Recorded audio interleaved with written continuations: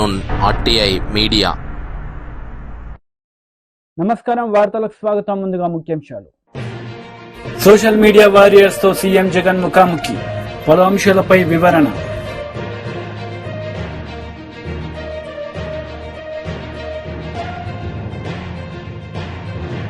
Alampur parliamentary meeting లో పాల్గొన్న మాజీ మంత్రి కేటీఆర్. ఈ సందర్భంగా ప్రసంగం.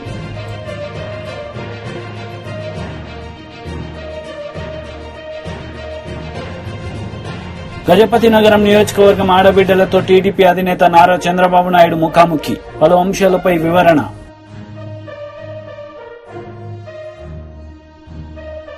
సోషల్ మీడియా వారియర్స్ తో సీఎం జగన్ ముఖాముఖి కార్యక్రమం నిర్వహించారు. ఈ సందర్భంగా వారితో ఆయన మాట్లాడారు. యూట్యూబ్ నెట్వర్క్ ద్వారా కనెక్ట్ అయి ఉన్న వాళ్ళందరికీ కూడా, ఇక్కడికి రాలేకపోయినా కూడా మీ అభిమానంలో మాత్రం ఎక్కడా కూడా తక్కువనేది లేకుండా మీ అన్నకు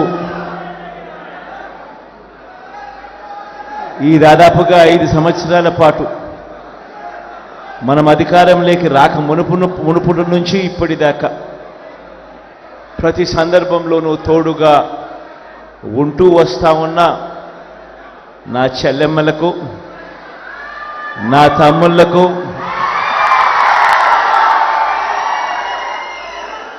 కొంతమంది నా అన్నలకు కూడా, మీ అందరికీ కూడా మీ జగన్, మీ అన్న, మీ తమ్ముడు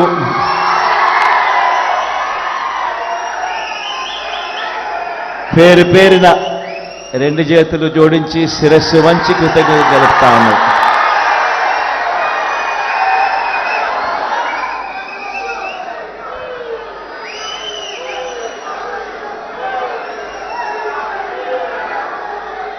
ఈరోజు ఇక్కడ మనమంతా కూడా ఏకమయ్యాం. రాబోయే రోజుల్లో, మరో 18 రోజుల్లో జరగబోతా ఉన్న ఎన్నికల కురుక్షేత్రంలో ఈరోజు మనమంతా కూడా క్రియాశీలకంగా పార్టిసిపేట్ చేసే కార్యక్రమంలో ఈరోజు అందరం కూడా షేర్ చేసుకునే విషయంలో ఈరోజు అందరం ఏకమయ్యాం. ఈరోజు నేను మీ అందరితో కూడా ఒకటే చెప్తా ఉన్నా. మనకు ఒక వైపున చూస్తే మనకు అటువైపు ఉన్న బలాలు మన దగ్గర లేవు. అటువైపు మనం యుద్ధం చేస్తూ ఉన్నది ఎవరితో అని చెప్పి చూస్తే ఇటువైపున కేవలం మీ జగన్ ఒకే ఒక్కడు ఇటువైపున కనిపిస్తాడు.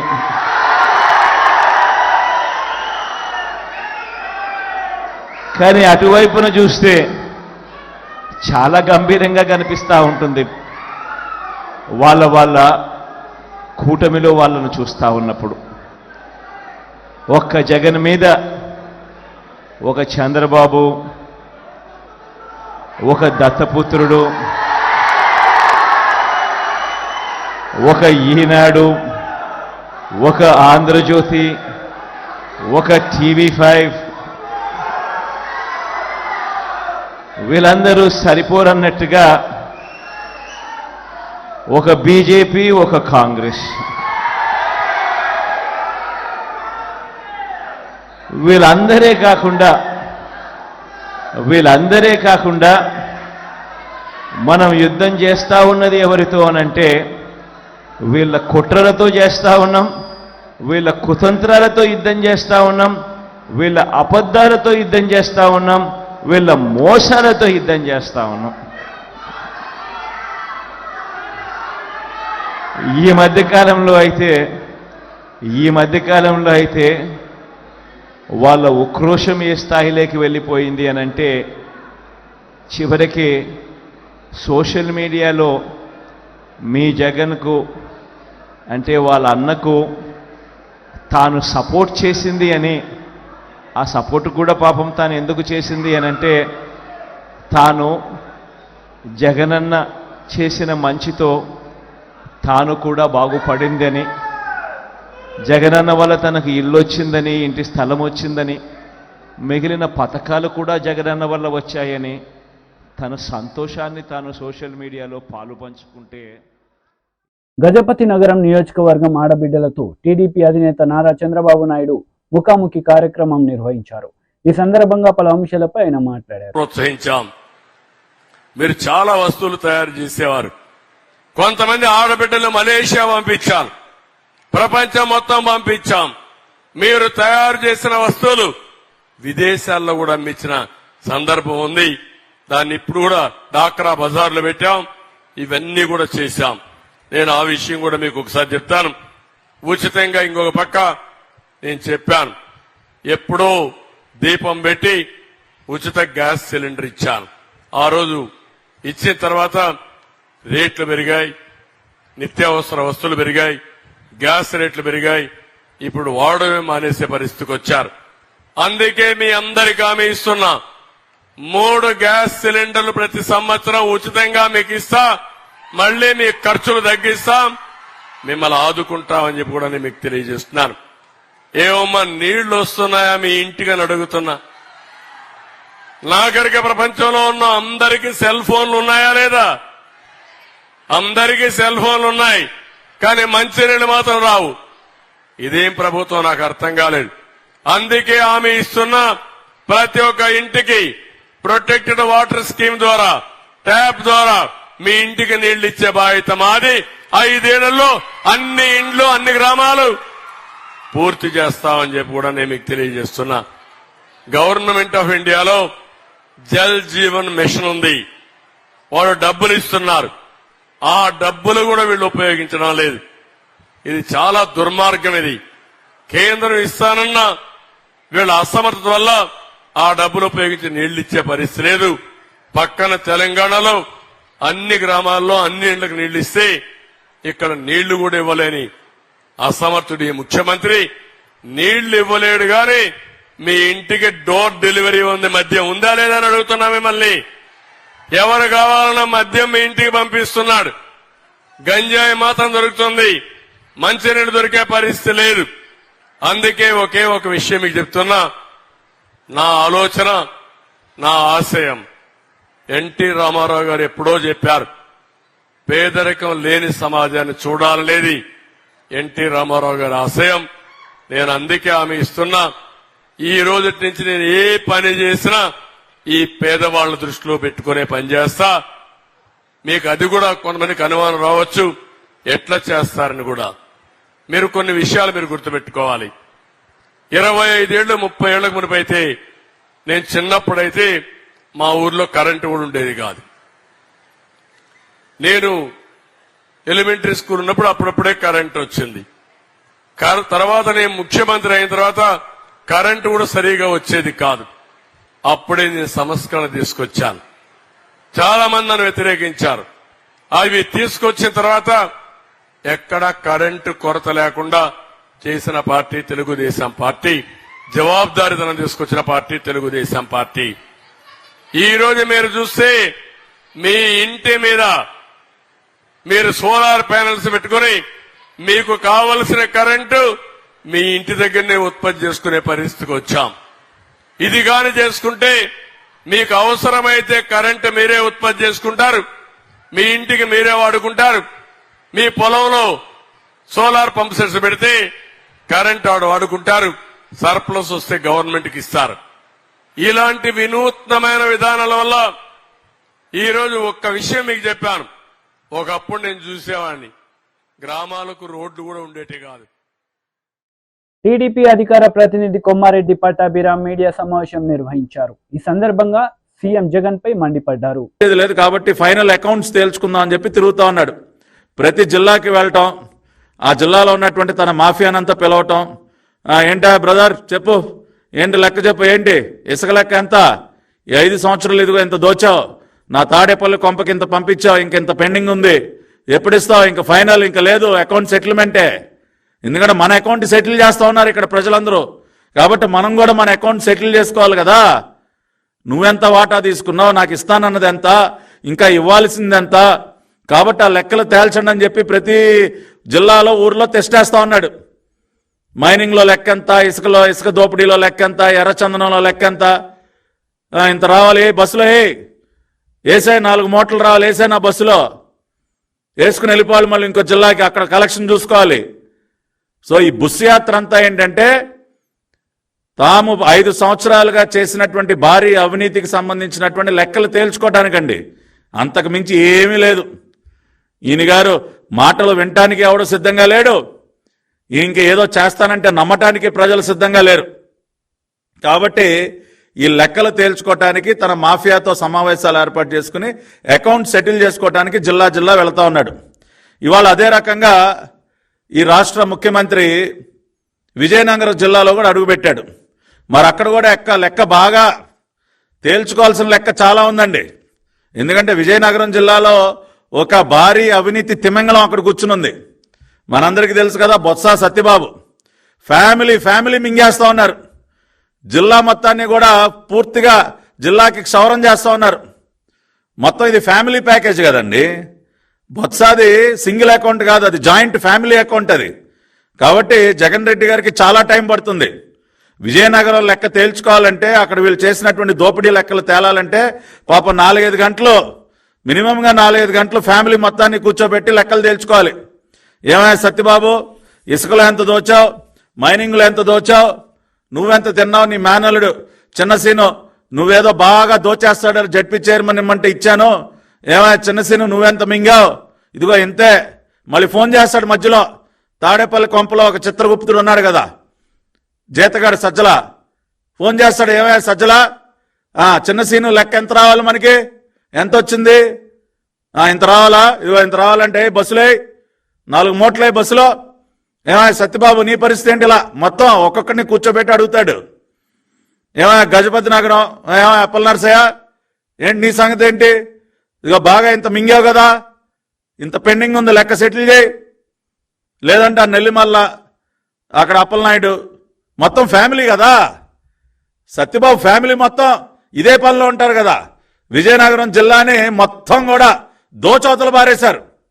కాబట్టి జగన్ రెడ్డి వాళ్ళ విజయనగరం జిల్లా దేనికి వెళ్ళాడంటే, ప్రతి జిల్లాలో ఏ విధంగా అయితే తన YSRCP trade union president Gautam Reddy media సమావేశం నిర్వహించారు. ఈ సందర్భంగా పలు అంశాలపై ఆయన మాట్లాడారు.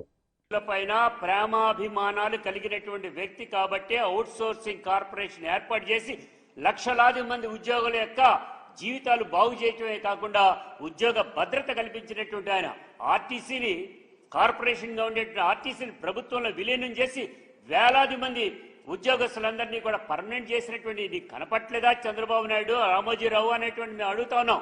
ఇదే కాదండి, ఇవాళ దీనిలో కూడా మీరందరూ కూడా తెలిసినటువంటి విషయం, ఈ ఉద్యోగ సంఘాలన్నీ కూర్చుని నియమ నిబంధనలు తయారు చేశారు. అదే గనక కాదు అనుకుని కనుక ఈయన మొత్తాన్ని గనక కళ్ళు మూసుకుని మొత్తం అందరినీ కూడా చేసినట్లయితే ఇదే రామోజీరావు, ఇదే చంద్రబాబు నాయుడు అడ్డగోలుగా ఇచ్చేశారు, మీ ఇళ్లలో వాళ్ళకు కూడా ఇచ్చారనేటువంటి మాట మాట్లాడుతున్నారు. ఒక ప్రభుత్వ సంస్థలో ఉన్నప్పుడు, ఒక ప్రభుత్వాన్ని నడుపుతున్నటువంటి పద్ధతిలో ఒక నియమ నిబంధనల ప్రకారంగా వెళ్లేటువంటి స్థాయి జగన్మోహన్ రెడ్డి గారికి ఉన్నది కాబట్టి అందరు ఉద్యోగస్తుల్ని ఒప్పించి ఈ రకంగా తీసుకోవడం అనేటువంటి జరిగింది. ఇంకొక చిన్న విషయం చెప్పాలి, ఎస్సీ ఎస్టీ ఉద్యోగస్తులకి సంబంధించినంత వరకు ఆయన మాట్లాడతాడు, వారి ఉద్యోగాలు తప్ప తతిమాయి పర్మనెంట్ చేస్తా ఉన్నారు. కానీ అంటే ఏంటి దాని అర్థం అంటే, ఎస్సీ ఎస్టీ ఉద్యోగస్తులకి ఎవరైతే ఉద్యోగస్తుల పేరు మీద అనౌన్స్మెంట్ జరిగిందో వాటిల్లో కూడా అందరినీ కూడా నియామకం చేయాలనేటువంటి మాట మాట్లాడుతూ ఉన్నాడు ఈ రామోజీరావు గారు, చంద్రబాబు నాయుడు. అసలు వీళ్ళకి బుద్ధి ఉందా? అసలు వీళ్ళు ఏమన్నా భోజనం తింటున్నారా లేదా అనేటువంటి నాకు అర్థం కావట్లా. అశుద్ధం తింటున్నారు కాబట్టి ఈ రకమైనటువంటి రాతలు రాస్తా ఉన్నారు. ఇది సరైనటువంటి కాదు. ఇప్పటికైనా కూడా గ్రహించండి, ఉద్యోగస్తులంటే ప్రేమాతి సేవలు కలిగినటువంటి జగన్మోహన్ రెడ్డి గారు, మున్సిపల్ కార్మికులు 9,000, 8,000తో పనిచేస్తున్నటువంటి వాళ్ళు ఏకదమని వాళ్ళు 21,000 రూపాయలు ఇచ్చినటువంటి ఘనత చంద్రబాబు నాయుడుకి దక్కిందా లేకపోతే జగన్ గారికి దక్కిందా? రోజు మేము అరెస్ట్ అయ్యేవాళ్ళం, రోజు ఉద్యమాలు చేసేవాళ్ళం. చంద్రబాబు నాయుడులో 9,000 నుంచి పెంచేవాడు కాదు. జగన్మోహన్ రెడ్డి గారు పాదయాత్ర వచ్చిన తర్వాత సంతకాలు చేసేటువంటి మొట్టమొదటి సంతకాల్లో మున్సిపల్ కార్మికులకు 21,000 నుంచి 22,000 రూపాయలు తీసినటువంటిది జగన్మోహన్ రెడ్డి గారు. మరి ఇది కనపట్లేదా మీకు? అదే కాదండి, కార్మిక వర్గం ఎక్కడైతే ఉందో, ఎక్కడైతే కార్మిక వర్గం ఆటో డ్రైవర్ల 10,000 ఇస్తున్నారు, దర్జీలా, దోబీలా వారందరికీ 10,000 రూపాయలు ఇవ్వటం అనేటువంటి కార్మికులే కదా వారంతా. అదే తరహాలో ఇవాళ ఉండేటువంటి పరిస్థితులు చేనేత కార్మికులు భోజనానికి లేకుండా ఉంటే 24,000 ఇచ్చినటువంటి ఘనత కార్మిక వర్గానికి ఉద్యోగస్తులకి అండగా దండగా నిలిచినటువంటిది జగన్మోహన్ రెడ్డి గారు తప్ప మరొకటి కాదు. అరాచక పాలనకి బ్రాండ్ అంబాసిడరు చంద్రబాబు నాయుడు. అందుకు గల కారణం ఉమ్మడి రాష్ట్రంలో ఉండగా నవరత్నాలు లాంటి ఫ్యాక్టరీలను అమ్మేసి వేలాది మంది ఉద్యోగస్తుల్ని రోడ్డున పడేసినటువంటి ఘనత నీది కాదా అనేటువంటి అడుగుతున్నాం. దీన్ని దృష్టిలో పెట్టుకుని మాట్లాడమంటున్నాం. అంతేగాని ఈ రకమైనటువంటి తప్పుడు వార్తలు రాసి ప్రజల్ని ఏదో మభ్య పెడదాం అనేటువంటి చూస్తే ఏ ఒక్కడు నమ్మరు. ఉద్యోగస్తులు హ్యాపీగా. మహిళా కమిషన్ మాజీ చైర్పర్సన్ వాసిరెడ్డి పద్మ మీడియా సమావేశం నిర్వహించారు. ఈ సందర్భంగా టీడీపీ నేతలపై ఆమె మండిపడ్డారు. మొత్తం ఈ రోజున అధికారంలోకి వచ్చిన తర్వాత 14,219 పోస్టులని, టీచర్ పోస్టులని ముఖ్యమంత్రి జగన్మోహన్ రెడ్డి గారు నియామకం చేస్తే మీ హయాంలో 0. ఒక్క టీచర్ పోస్టును కూడా భర్తీ చేయకుండా ఇవాళ మళ్లీ దొంగ మాటలతోటి అధికారంలోకి రాగానే మెగా డిఎస్సి తొలి సంతకం అని మాట్లాడడానికి అసలు బాధ్యత ఉన్నటువంటి మనిషినా మీరని అడుగుతూ ఉన్నాం.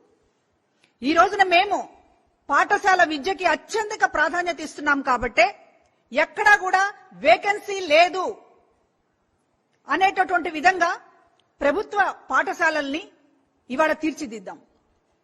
ఎక్కడ సబ్జెక్ట్ వైజ్ టీచర్స్ అనేటటువంటి కాన్సెప్ట్ తీసుకున్నాం. ఎక్కడా కూడా ఉపాధ్యాయులు లేకుండా ఉండకూడదు, ఖాళీలు ఉండకూడదు అనేటటువంటి దానితో రిక్రూట్ చేశాం. ఈ రోజు మళ్ళీ తాజాగా మళ్ళీ డిఎస్సిని కూడా మేము నోటిఫికేషన్ ఇచ్చున్నాం. దాని ద్వారా కూడా మొత్తం ఈ రోజున ఇంకా 6,100 పోస్టులని భర్తీ చేయబోతున్నాం. మొత్తం ఈ రోజున జగన్మోహన్ రెడ్డి గారు 20,319 టీచర్ పోస్టులని ఈ రోజు నియమిస్తుంటే మీ హయాంలో ఒక్క టీచర్ నియామకం కూడా జరగకుండా ఇవాళ మెగా డిఎస్సి మొదటి సంతకం అని మాట్లాడడం అనేటటువంటిది ఇది ఎంత బాధ్యతారాహిత్యమో ప్రజలకు అర్థం కావడం లేదని అనుకుంటున్నారా? పాఠశాలల్లో ఎక్కడా కూడా విద్యల విషయంలో, నాణ్యత విషయంలో రాజీ పడడం లేదు. వాళ్ళకి అత్యంత ఆధునికమైనటువంటి పాఠశాలని ఈ రోజున మీ కళ్ల ముందు చూపిస్తూ ఉన్నాం. నాడు నేడు ద్వారా 100 కోట్ల రూపాయలు వెచ్చించి జగన్మోహన్ రెడ్డి గారు ఎక్కడా కూడా పేద పిల్లలు చదువులో వెనకబడకూడదు, కార్పొరేట్ పాఠశాలలకి ధీటుగా చదువుకోవాలి అనేటటువంటి ఉద్దేశంతో ఈ రోజున పాఠశాలలను ఆధునీకరించడమే కాదు, టీచర్లను ఎక్కడా కూడా వేకెన్సీ అనేటటువంటిది లేకుండా వాళ్ళని నియమించడం దగ్గర నుంచి ప్రతి విషయంలో కూడా ఒక అత్యున్నత ప్రమాణాలను పాటిస్తున్నాం. అది మా కమిట్మెంట్. మీరు టీచర్లని నియమించరు, పాఠశాలల్ని గాలి కొదిలేస్తారు. గవర్నమెంట్ స్కూల్స్ అంటే మీకు అసలు అదొక పనికిరానటువంటి స్కూల్స్ కింద మీకు లెక్క. గాలికి వదిలేసి ఇవాళ మమ్మల్ని చూసిన తర్వాత ఇవాళ టీచర్ నియామకాల గురించి, పాఠశాల విద్య గురించి ఈ రోజు మీరు కళ్ళు తెరిచి మాట్లాడుతూ ఉంటే ఇవాళ ప్రజలు నవ్వుకుంటున్నారు. కాబట్టి ఇవాళ మెగా డిఎస్సి మీద తొలి సంతకం అనేటటువంటిది ఎంత బూటకమో, మీ మొదటి సంతకమే బూటకం. అసలు మీ హామీలు 2014 అధికారంలోకి రావడానికి మీరు ఇచ్చినటువంటి హామీలు, మేనిఫెస్టో గురించి ఈ రోజు ప్రతి సభలోనూ జగన్మోహన్ రెడ్డి గారు చెప్తా ఉన్నారు. ప్రజలందరూ కూడా ముక్త కంఠంతో ఒక్కటి కూడా అమలు చేయలేదని చెప్తా ఉన్నారు. రుణమాఫీ దగ్గర నుంచి మీరు చెప్పిన ప్రతిదీ మోసమే. మళ్ళా ఈ రోజు 2024లో అధికారంలోకి వస్తే మొదటి సంతకం మెగా డిఎస్సి అని మాట్లాడుతున్నారంటే మీ మొదటి సంతకమే పెద్ద దగ. మీ మొదటి మాట, మొదటి సంతకం, మీ మొదటి హామీ ఏది కూడా ఈ రోజున.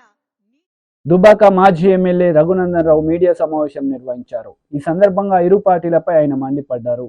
చెప్పిండు రఘునందన్ తోటి పెట్టుకోవద్దు, రేవంత్ రెడ్డి గారు నీకంటే 2 ఆకులు చదివి వచ్చినా ఎక్కువ అని. ఇవాళ కూడా అందుకని మంచిగా కలర్ఫుల్ గా పుస్తకాన్ని మంచిగా రాసి కలర్ఫుల్ పుస్తకాన్ని తీసుకొని వచ్చి మీ ఆఫీస్కి పంపిస్తా ఉన్నాం. మీరేం బాధపడకండి.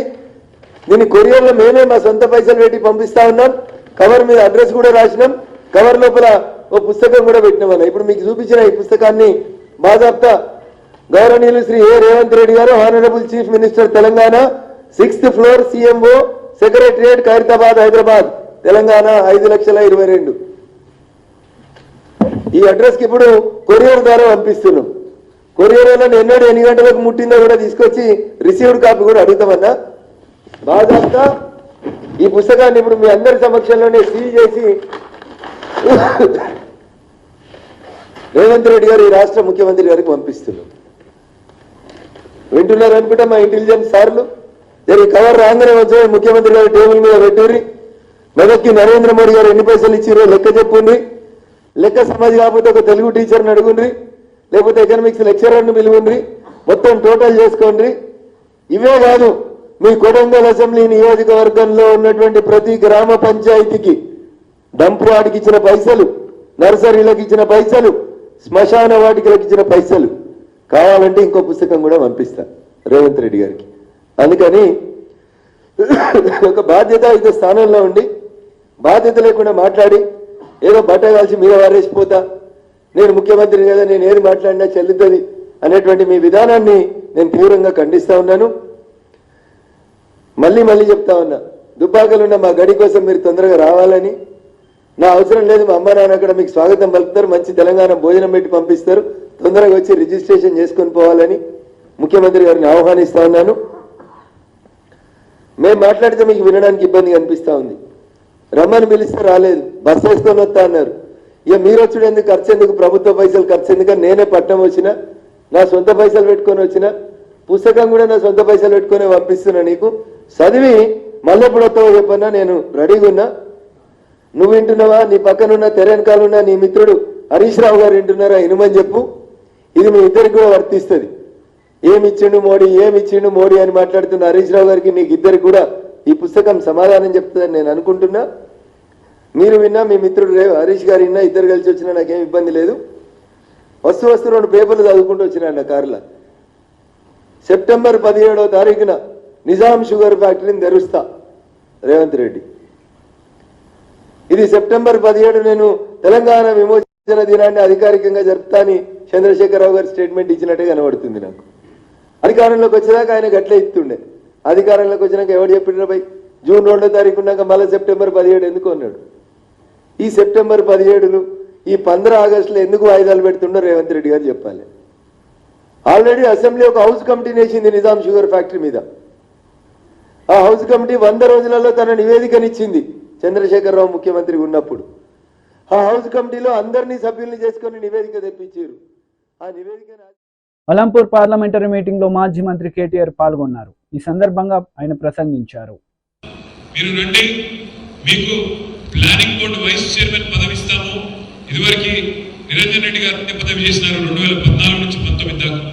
ఆ పదవి మీకు ఇస్తాము, కేబినెట్ ర్యాంక్ ఇస్తాము, మీరు పార్టీలోకి రండి అని అడిగినారు. ఆయన వద్దన్నాడు, నేను రానని చెప్పినాడు. మీరు ఐపీఎస్ ఆఫీసర్గా పనిచేసినారు, మీకు అనుభవం ఉంది, పరిపాలన అనుభవం ఉంది, మీరు వచ్చి పబ్లిక్ సర్వీస్ కమిషన్ చైర్మన్ పదవి తీసుకోండి అని మరొక ఆహ్వానం పంపినారు. నాకు వద్దు, నాకు అధికార లాలస కానీ లాలుచి కానీ లేదు, దాన్ని కూడా వద్దన్నాడు. చివరికి ఆయనకు చెప్పి పంపినారు, మన రాష్ట్రంలో 3 రిజర్వ్డ్ సీట్లు ఉన్నాయి, నాగర్ కర్నూలు ఉన్నది, వరంగల్ ఉన్నది, పెద్దపల్లి ఉన్నది, మీరు ఎక్కడ కోరుకుంటారో అక్కడికి పంపుతాము, మా పార్టీ తరఫున నిలుచుకోండి, డబ్బులు కూడా మొత్తం మేమే ఖర్చు పెడతాము, మీరు మా పార్టీ తరఫున రండి అని ఆఫర్ ఇస్తే అధికారాన్ని కాదని, అధికార పార్టీని కాదని, వాళ్ళ ప్రలోభాలను కాదని, ఇవాళ కష్టంలో ఉండే మన నాయకుడు కేసీఆర్ గారికి అండగా వచ్చిన దీశాలి ఒక ధైర్యవంతుడు మీ అలంపూర్ మట్టి బిడ్డ ఆర్ఎస్ ప్రవీణ్ కుమార్ గారు. నేను తప్పకుండా చెప్తా ఉన్నా ఈ మాట. ఆనాడు ఒక ఉన్నతాధికారిగా, ఏనాడు మత్సలేని జీవితం, అవినీతి ఆరోపణలను ఎదుర్కోలేం. పిల్లలకి చదువు చెప్పాలి, నాణ్యమైన చదువు వస్తే విద్యతోనే వికాసం వస్తుంది, వికాసంతోనే సమాజంలో సమానత్వం వస్తుంది అనే ఒక ఉదాత్తమైన ఆలోచనతో ఒక తరం బాగుపడాలి, ఒక పిల్లలు చదువుకుంటే ఆ తరం, ఆ కుటుంబం మొత్తం బాగుపడుతుందనే ఆలోచనతో కేసీఆర్ గారు గురుకుల పాఠశాలను 1000 గురుకుల పాఠశాలను పెడితే వాటిని సమర్థవంతంగా నడిపి లక్షలాది మంది ఆనిముత్యాల లాంటి పిల్లలను తయారు చేసిన అద్భుతమైన అధికారి మీ అలంపూర్ మట్టి బిడ్డ ఆర్ఎస్ ప్రవీణ్ కుమార్. ఇవాళ అధికారిగా ఉన్నప్పుడే ఇంత మంచి పనులు చేయగలిగితే ప్రవీణ్ కుమార్ గారు, రేపు మీరు పార్లమెంట్ సభ్యుడిగా గెలిపిస్తే ఎన్ని అద్భుతాలు ఢిల్లీ వేదికగా చేస్తాడు మన కోసం, మన నాగర్ కర్నూలు పార్లమెంట్ కోసం ఒక్కసారి ఆలోచించమని చెప్పి నేను కోరుతా ఉన్నాను. దయచేసి ఇప్పుడే అన్న వెంకటరామరెడ్డి అన్నారు, అలంపూర్ అనేది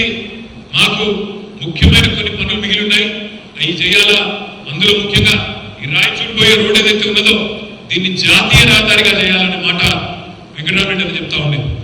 నేను ప్రవీణ్ గారిని కోరుతా ఉన్నా, సోదరుడు వెంకటరామరెడ్డి గారు విశేషమైన రాజకీయ అనుభవం, విశేషమైన ప్రజాభిమానం కలిగిన నాయకుడు. అదేవిధంగా తమ్ముడు విజయ్ కూడా చక్కగా ఈ మధ్యనే ఎమ్మెల్యేగా గెలిచి యువకుడుగా ఉత్సాహవంతుడుగా ప్రజల్లో ఉంటున్న నాయకుడు. వారితో కలిసి గట్టిగా మీరు కూడా అలంపూర్కు బ్రహ్మాండమైన సేవలు అందించాలని చెప్పి మనస్ఫూర్తిగా పార్లమెంట్ సభ్యుడిగా గెలిచిన తర్వాత ఈ పనులు చేసి పెట్టాలని చెప్పి కూడా ప్రవీణ్ అన్నను నేను విజ్ఞప్తి చేస్తా ఉన్నాను. ఇంకొక మాట కూడా నేను కోరుతా ఉన్నాను. ఇవాళ ప్రవీణ్ కుమార్ గారు పార్లమెంట్ సభ్యుడిగా గెలుస్తారు అనే టాకు మనం అభ్యర్థిగా డిక్లేర్ చేసినట్టు నుంచి అయింది. నేను ఇంకొక మాట కూడా చెప్తా ఉన్నాను ఈ సందర్భంగా. గతంలో ఈ నెల 24వ తేదీన బీజేపీ, టీడీపీ, జనసేన ఉమ్మడి అనకాపల్లి ఎంపీ అభ్యర్థిగా నామినేషన్ వేయనున్నట్లు సీఎం రమేష్ చెప్పారు. అనకాపల్లిలో ఆయన మీడియాతో మాట్లాడారు. ఒకసారి అందరికి కూడా మరొకసారి నేను విన్నవించుకుంటున్నాను. అందరూ కూడా భారీగా ర్యాలీలో రావాలని చెప్పేసి తెలియజేస్తున్నాను. రూటు ఎలా వెళ్తుంది? ముఖ్యమంత్రి సిద్ధం సభలో లోకల్ ఎమ్మెల్యేని మాట్లాడించినాడు, క్యాండిడేట్ని, లోకల్ ఎమ్మెల్యే అభ్యర్థిని మాట్లాడించాడు. ఇక్కడ అనకాపల్లి అభ్యర్థిని. ఆయన అనకాపల్లి పార్లమెంట్ కాదా అంటే ఇంకా కూడా వారి మనసులో ఇక్కడికి ఇంకొకరిని ఎవరన్నా తీసుకురావాలా, 25వ తారీఖు రేపటి వరకు టైం ఉంది కదా అని ఏమన్నా ఆలోచన ఉందా? లేదు, నువ్వు మాట్లాడితే నీ ఒరిజినాలిటీ బయటపడుతుంది, పబ్లిక్ చూస్తారని చెప్పేసి నిజంగా మాట్లాడినే లేదా? ఈ రెండింటికి సమాధానం చెప్తే సార్. నేను మిమ్మల్ని నమస్కరించి అడుగుతున్నా, వైఎస్ఆర్ కాంగ్రెస్ పార్టీ, మీరు 7 మంది ముత్తాల నాయుడు మీడియా వాళ్ళు, అనకాపల్లి మీడియా వాళ్ళు ఎక్కడ ప్లేస్ ఫిక్స్ చేస్తే, ఏ టైం ఫిక్స్ చేస్తే, ఏ రోజు ఫిక్స్ చేస్తే ఆ రోజు నేను అందుబాటులో ఉంటా, వస్తాను. అసలు ఇక్కడ ఏం సమస్యలు ఉన్నాయి అనే అవగాహన మీరు టైం కావాలంటే 4 రోజులు తీసుకొని రండి. మీరు ఏం చేస్తారు ఎంపీ అయితే, నేను ఎంపీ అయితే ఏం చేస్తాను అన్నది మీడియా సమక్షంలో మాట్లాడుకుందాం. ఇంకా నువ్వు చెప్పావు డేటా, ఇక్కడ మండలాలు తెలియదు, ఊర్లు తెలియదు అని, అది కూడా మాట్లాడుకుందాం. నాకు తెలిసిన సబ్జెక్టు ఎక్కువ నాకు తెలుసా, సబ్జెక్ట్ వైజ్ నీకు తెలుసా, మీడియా సమక్షంలోనే మాట్లాడుకుందాం. ఇదంతా కూడా అనకాపల్లి ప్రజలు కూడా చూడాలి. మనం యూట్యూబ్లో అందరికీ ఇచ్చేస్తాం, అందరికీ ఫోన్లు ఉన్నాయి, ఇప్పుడు ఇచ్చేస్తాం. కాబట్టి మీడియా వారు దయచేసి మీరు మీడియేట్ చేసి దీన్ని ఫిక్స్ చేస్తే బాగుంటుందని చెప్పేసి తెలియజేస్తున్నా. అలా మీడియా మిత్రులు అందరూ కూడా పాల్గొని ఈ సభను మొత్తం అందరికి కూడా కాన్స్టిట్యున్సీ ప్రజలకు, ఈ రాష్ట్ర ప్రజలకు కూడా, ఎందుకంటే రాజ్నాథ్ సింగ్ గారు అంత పెద్ద గొప్ప వ్యక్తి వస్తున్నాడు మన నామినేషన్ సందర్భంగా. దాని తర్వాత భారీ ర్యాలీ, భారీ బహిరంగ సభ, ఇవి మీరు కూడా అంతా కవర్ చేసి ఈ అనకాపల్లి ప్రజలకి, ఆంధ్రప్రదేశ్ ప్రజలకు పోవాలి. కొంతమంది నేషనల్ మీడియా కూడా వస్తున్నారు. మీకు దానికి కావాల్సిన వ్యాన్ కానీ కావాల్సిన కూడా మేము ఒక కోఆర్డినేటర్ని పెడతాము. వారితో అందరు కూడా కోఆపరేట్ చేసుకుంటే బాగుంటుందని చెప్పేసి ఇక్కడ జరిగేది అన్ని కూడా మీరు కూడా అందరికీ తెలియజేయాలని చెప్పేసి మిమ్మల్ని కూడా వేడుకుంటున్నాను. ధన్యవాదాలు. నన్ను క్వశ్చన్లు అడగచ్చు, బూడి ముత్యాలను క్వశ్చన్లు అడగచ్చు, వాళ్ళ 7 మందిని అడగచ్చు. బట్ వాళ్ళ 7 మంది ప్లస్ 8 మందికి నేను ఒక్కడనే సమాధానం చెప్తాను. ఫుల్ డేటా, పాపులేషన్ కాడ నుంచి గవర్నమెంట్, సెంట్రల్ గవర్నమెంట్ ఎన్ని స్కీమ్స్ వస్తున్నాయి, దాంట్లో ఈ కాన్స్టిట్యున్సీలో ఎంత బెనిఫిషియర్స్ ఉన్నారు, కాన్స్టిట్యున్సీ వైజ్ కావాలంటే తీసుకుందాం, మండల వైజ్ కావాలంటే తీసుకుందాం, ఎంటైర్ పార్లమెంట్ కావాలంటే కూడా తీసుకుందాం. దేనికైనా రెడీగా సిద్ధంగా ఉంటాను. అంత ప్రిపేర్ అయ్యి వచ్చిన నేను అనకాపల్లికి వచ్చినప్పుడే. కాబట్టి ఆయనకు పార్లమెంటు అంటే ఏంటి, అసలు నువ్వు డిప్యూటీ సీఎంగా ఉన్నప్పుడు ఒక్క చెప్పుకోదగ్గ పని ఈ జిల్లాలో, అనకాపల్లి జిల్లాకు ఈ 7 నియోజకవర్గాల్లో చేసినాను నువ్వు చెప్పు, నేను చెప్తా. నువ్వు రేపు అసలు ఒకటి ముత్యాల నాయుడు చెప్పాల్సిన విషయం, రేపు పార్లమెంట్ ఎలక్షన్లు అయిపోయిన తర్వాత అసెంబ్లీలో ఒకవేళ జగన్మోహన్ రెడ్డికి మెజారిటీ వచ్చినాయి అనుకుందాం, వాళ్ళ పార్టీకి, జగన్మోహన్ రెడ్డి ముఖ్యమంత్రి అవుతాడు. లేదు కూటమికి వస్తే చంద్రబాబు నాయుడు ముఖ్యమంత్రి అవుతాడు. ఎంపీల వరకు తీసుకుంటే కూటమి ఎంపీలంతా మేము నరేంద్ర మోడీ గారికి సపోర్ట్ చేస్తే ఆయన ప్రధానమంత్రి అవుతాడు. వీళ్ళ ఎంపీలు ఎవరికి ప్రధానమంత్రిగా క్యాండిడేట్ చెప్పానండి. అసలు ముత్యానాయుడికి తెలుసా మనం ఎక్కడున్నామని, ఏ పార్టీలో చేస్తున్నామని? అందుకని ఆయన జగన్మోహన్ రెడ్డి ఏమి చెప్తే అది చేసే కూడా లేదు. జగన్మోహన్ రెడ్డి వార్తలు ముగించే ముందు ముఖ్యాంశాలు మరోసారి. సోషల్ మీడియా వారియర్స్ తో సీఎం జగన్ ముఖాముఖి, పలు అంశాలపై వివరణ.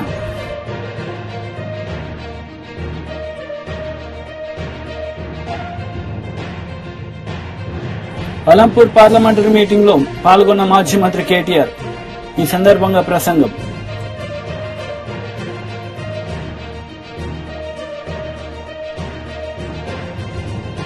గజపతి నగరం నియోజకవర్గం ఆడబిడ్డలతో టీడీపీ అధినేత నారా చంద్రబాబు నాయుడు ముఖాముఖి. పలు అంశాలపై వివరణ.